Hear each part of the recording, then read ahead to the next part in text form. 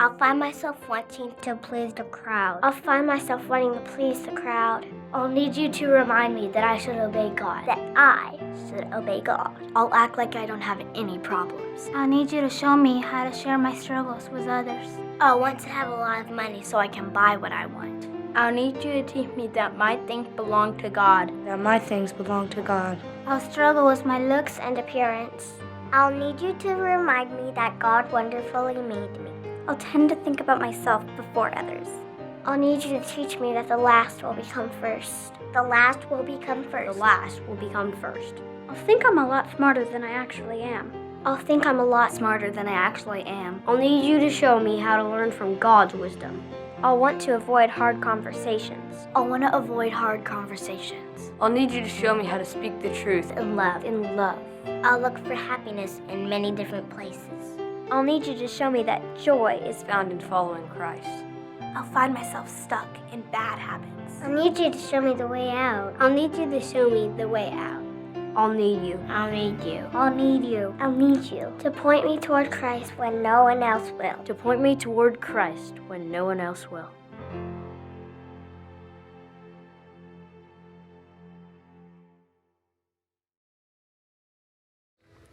I'd like us to start with the word of the Lord from Colossians, chapter 3, verse 1.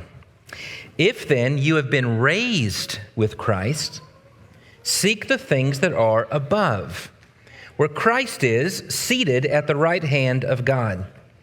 Set your mind on things that are above, not on things that are on the earth. For you have died, and your life is hidden with Christ in God. And when Christ, who is your life, appears, then you also will appear with him in glory. The will of God, the call of Christ, the work of the Spirit, and the mission of the church is to proclaim this message: let us be raised with Christ. Yes, of course, we mean that. When we mean, may everybody that is in this auditorium, may everyone within earshot of this message, so embrace the call of Christ to grow in sanctification, expressed in a way that is most dramatically visible in our entrance moment of baptism. But it's also the goal of every Christian home that our children will be raised with Christ, that they'll experience him in their youth, that they will live with him at home, that they will grow in him as they get older. And this involves 3 points. The first is that children are actually raised. That's upward and outward motion. The second is that our children will experience Christ in their upward and outward growth. I'm going to talk about both of those points. And then I'm going to conclude with a third one. I want to address the unmistakable difference between a secular view of successful parenting versus modeling Christ to our kids, because those two are easily misunderstood. So, 3 points for this morning. First, the goal of every Christian home is that our children experience raising up.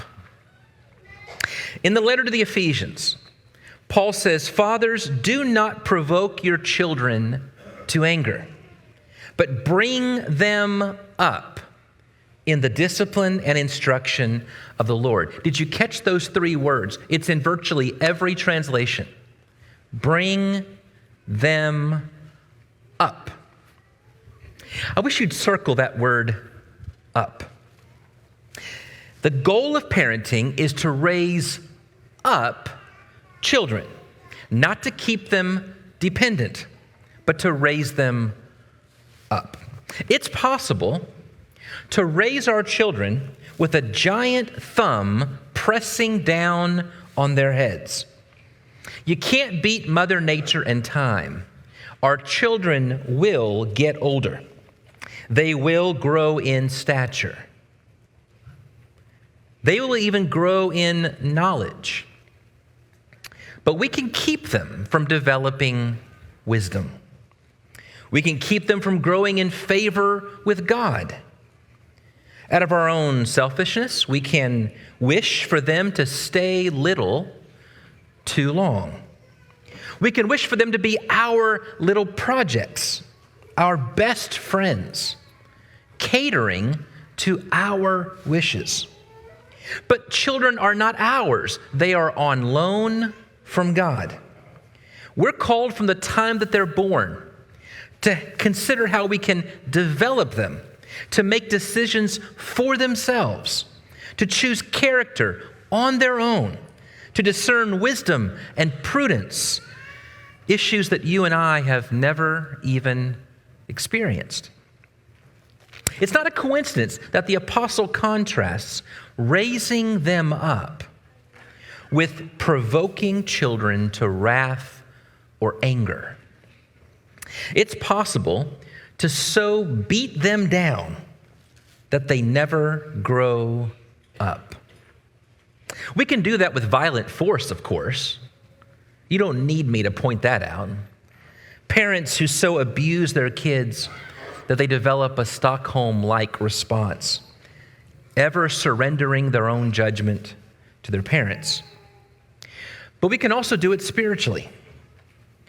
We can expect our children to live by spiritual rules rather than developing their own Christian relationship with Christ, one that might go beyond your list or mine. We're called to teach them how to choose Christ for themselves. If we don't raise our children up, they become bitter, angry people. Authoritative parenting needs to be re-examined. The only kind of authority the Bible recognizes is a servant-like authority. We are teachers, we are modelers, we are guides, we are not God. And our children do not belong to us. They belong to God. As teachers and as guides, we are not taskmasters.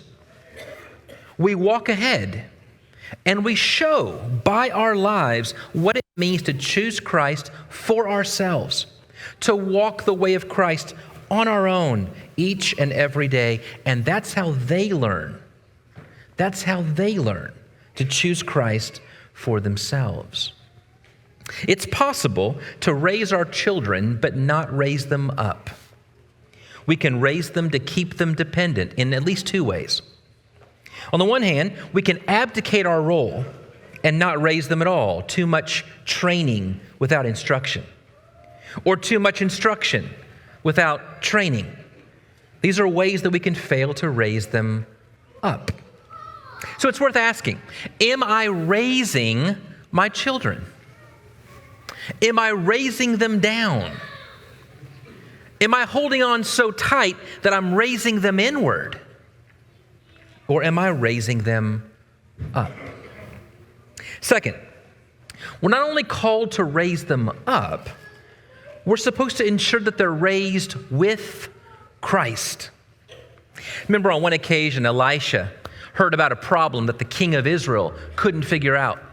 Being a prophet, he sends a message to the king of Israel and says, if you can't figure this out, send the people you're trying to work with to me. And at least they will know for sure that there's a prophet in Israel. It reminds me similar, parallel sense, to that wonderful story, that quote that many of us have needle pointed on pillows or on the wall at our house. It's in most Thomas Kincaid pictures.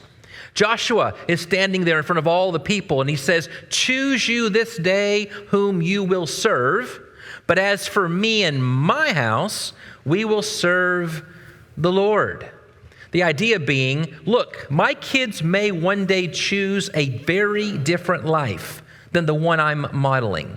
But as long as they're under my roof, what they will see and hear and know is Jesus Christ. It's a good line. And it's a good message, but it's so easily misunderstood. What do you think it means for Christ to be the center of our family life? it may not be what you think. Randy Harris is a friend and a teacher out in Texas, and he was a roommate with Larry Bankston years ago. I just found that out recently. Randy tells a great story, a true story. He says that one of his students came to him and said, "I've got a Bible study set up, and I would like you to go with me because I haven't done this very much."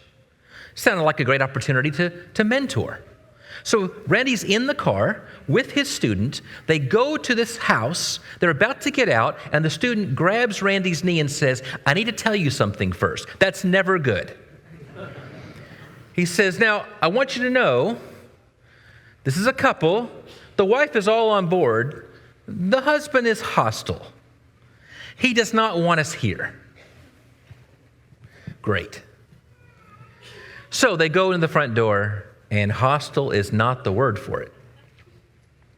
She is sitting there, and they begin a study, and he is coming in and out from the back room saying the most unkind things, yelling expletives, "Can't believe you're in my home. Did she put you up to this?" All that kind of stuff. They finish the study, and she says, "Would you come back next week?" Randy's thinking, and the student says, "Of course we will." They come back next week, do the same thing. Every week they do this, the man moves from the back bedroom to the hallway, to the other side of the couch, eventually right next to his wife, and he starts to get it.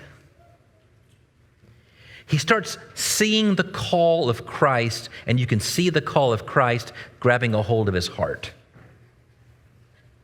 And he's so excited about what the next step is, and says, "I see that Jesus is calling for me to surrender everything I am.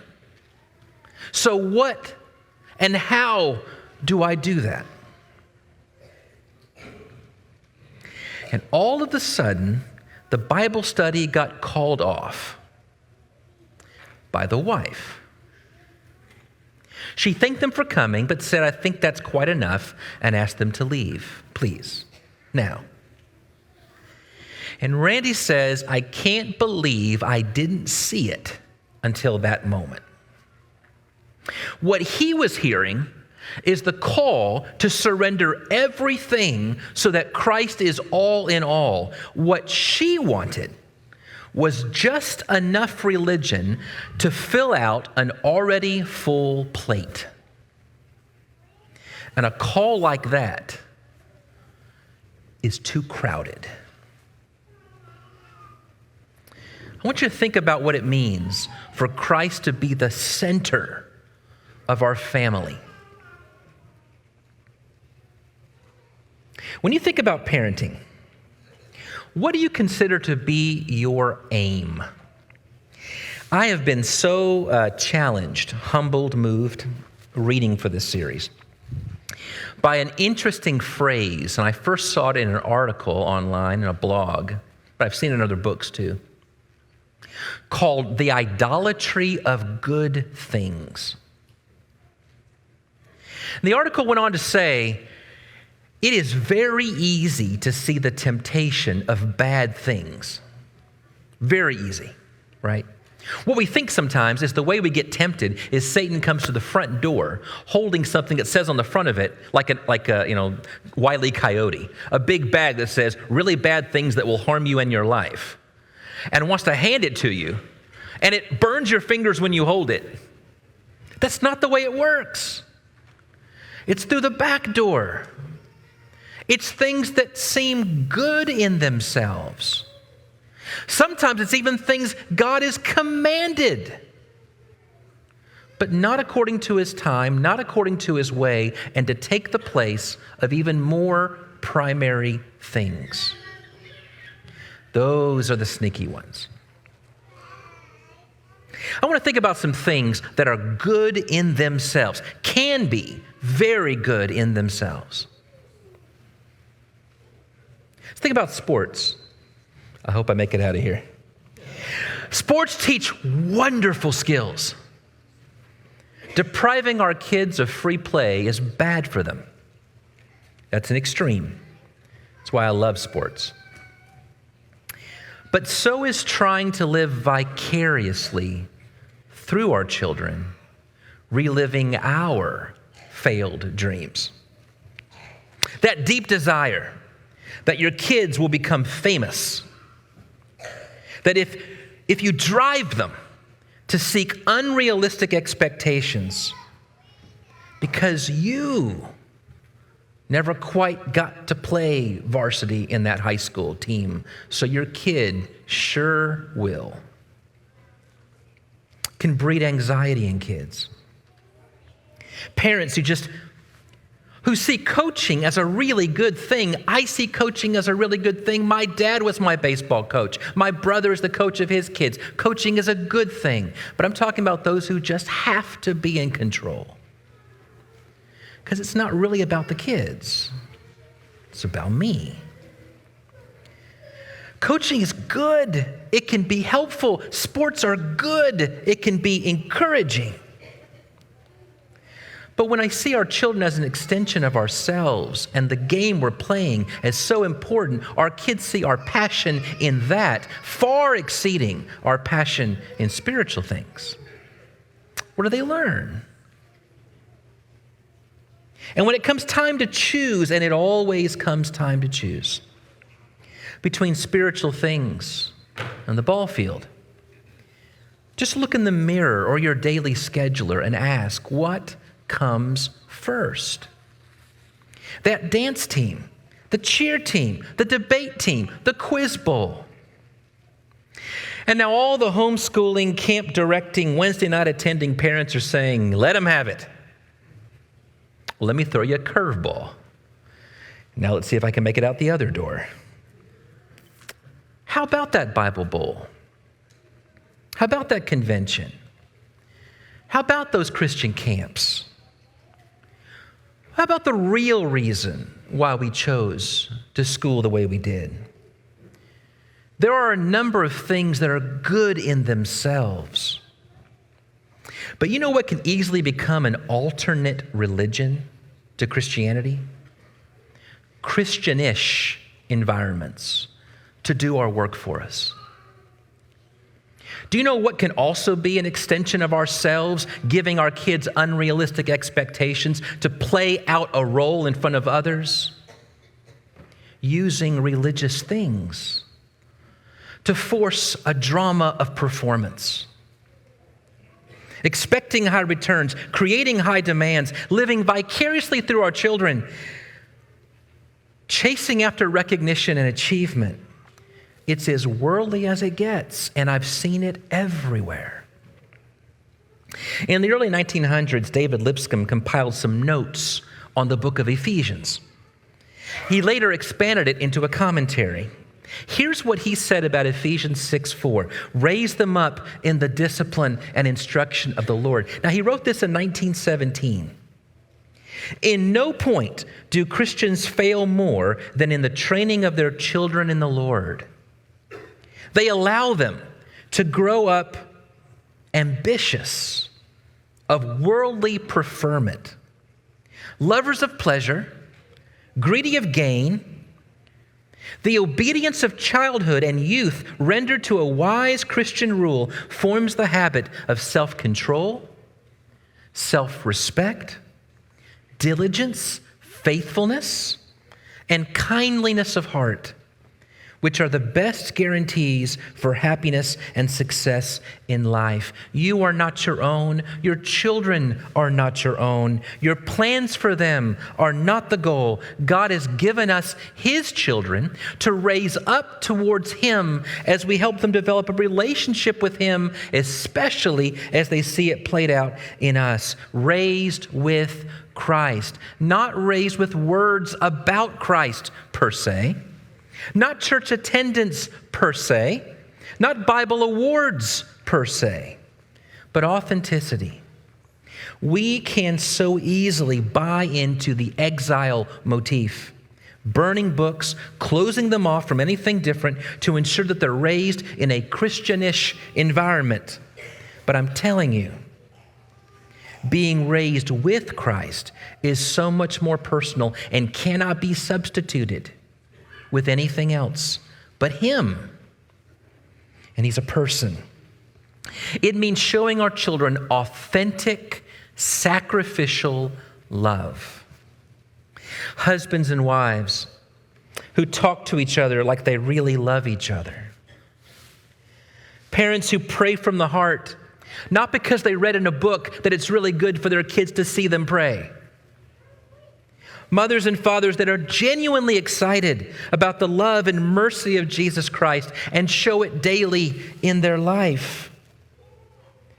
Those who show it to everyone around them. Just ask the neighbors.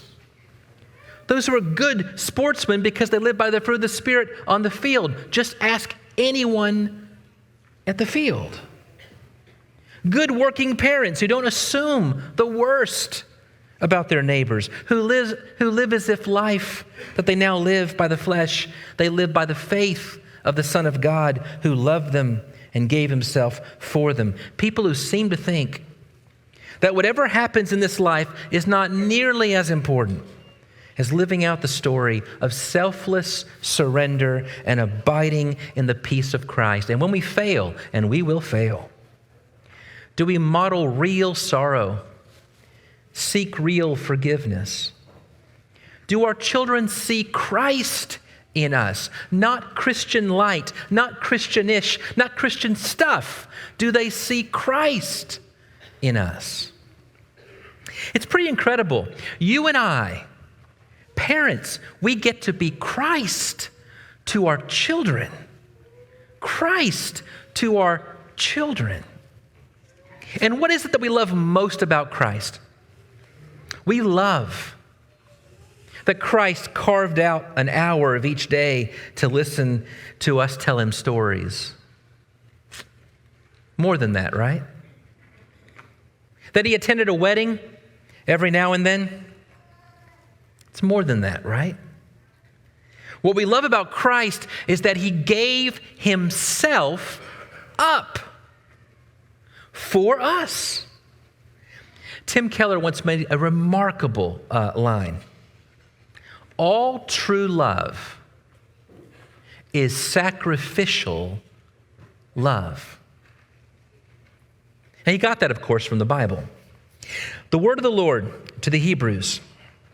Therefore, since we are surrounded by so great a cloud of witnesses, let us lay aside every weight and the sin that clings so closely, and let us run with endurance the race that is set before us, looking unto Jesus, the founder and perfecter of our faith, who for the joy that was set before him endured the cross, despising the shame, and is seated at the right hand of the throne of God. I don't know about your house, but my house includes what feels like hundreds of tiny, sharp toys strewn out along the hallway from my room to the bathroom every midnight. The cry is for milk 3 or 4 times a night. The constant need for my attention. And in my mind, I say to myself, I need a break. I don't like all these aspects of my life. I have important things to do. But then if we stop and truly listen to that still small voice speaking to us, we get to be Jesus to our children, who for the joy that was set before him endured the cross, despising the shame. Neil Lightfoot wrote a commentary on Hebrews. And he says, think about what Jesus faced. He was violently opposed. I read that line. His sayings were twisted. I read that one. His claims were ridiculed. I read all 3 of those and I thought, wow, Jesus had a 3-year-old too. All true love is sacrificial love.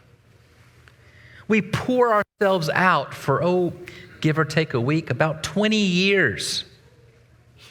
But then and only then will our children know, truly know, what it means that Jesus poured himself out for us. What it means that our Father is the good shepherd who lays down his life for his sheep. Our children come to know that a world that they come into completely dependent, they can grow out of complete dependence and come into their own independence when we give up our time, when we give up our goals, when we give up our dreams, yes, including our vicarious dreams that we had for our children before we got to know them. When we give up our wills and our wishes and our desires to be anything but truly present in a sacrificial way, then our dependent children can experience the safe and trustworthy environment in which to grow independent and self-sufficient. Listen to these words from a fellow preacher. When you have children, they're in a state of dependency. They have so many needs. They can't stand on their own. And they'll not just grow out of their dependency automatically.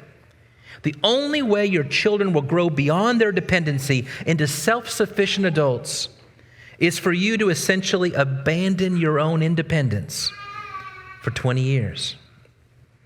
When they're young, for example, you've got to read to them and read to them. Otherwise, they won't develop intellectually. Lots of their books will be boring to you, and you have to listen to your children. Keep listening as they say all kinds of things that make for less than scintillating conversation. And then there's dressing, bathing, feeding, and teaching them to do these things for themselves. Furthermore, children need about 5 compliments for every criticism they hear. And unless you sacrifice much of your freedom and a good bit of your time, your children will not grow up healthy and equipped to function. Unfortunately, there are plenty of parents who just won't do it. They won't disrupt their lives that much. They won't pour themselves into their children. They won't make the sacrifice. And their kids grow up physically, but they're still children emotionally, needy, vulnerable, dependent. Think about it this way. You can make the sacrifice, or they're going to make the sacrifice. It's them or you. Either you suffer temporarily and in a redemptive way, or they're going to suffer tragically and in a destructive way. It's at least partly up to us.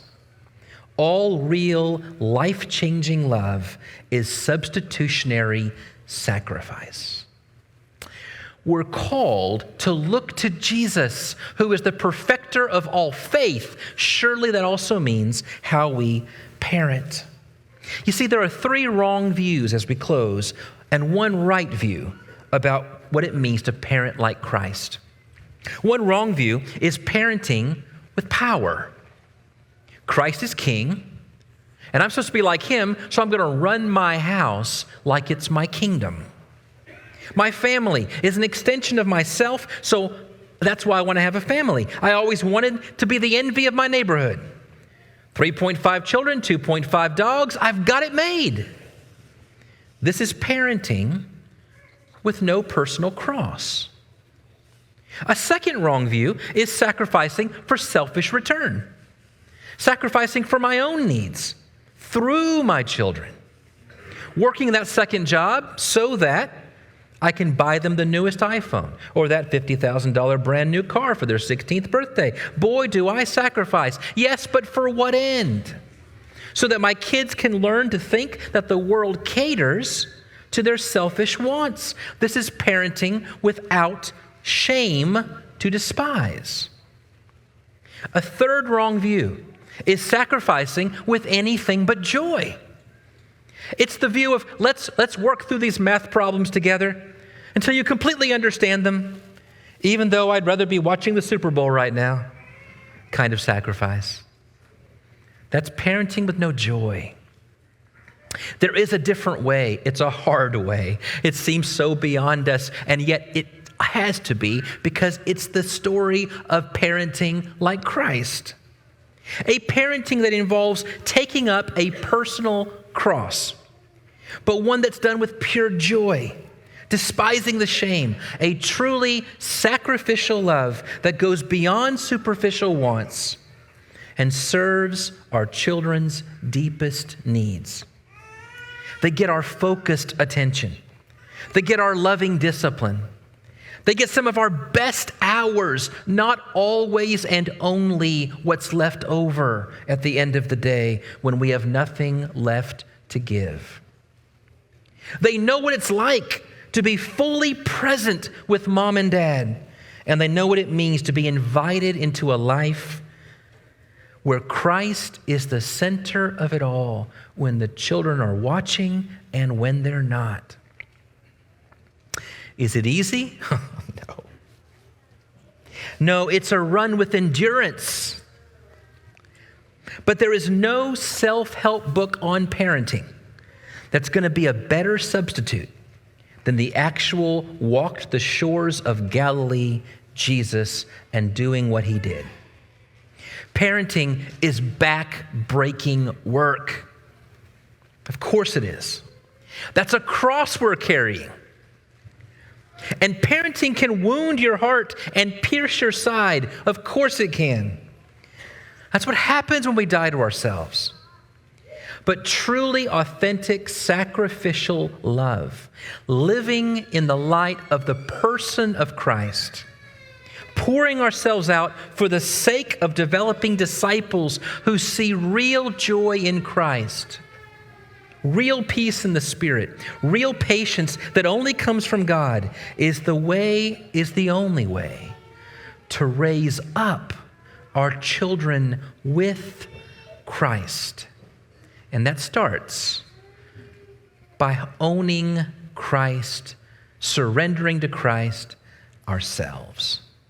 This morning, if you're not in Christ, whatever parenting plan you're following, whatever husband or wife plan you're following, whatever boss plan or employee plan you're following, at best, it's the wisdom of the world.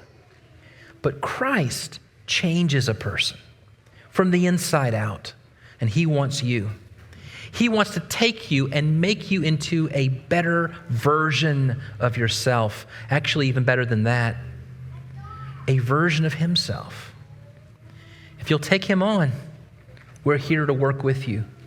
We are surrounded by a great cloud of witnesses. We don't have to parent alone. We don't have to live Christian alone. We're in this together, and Christ is the head of it all.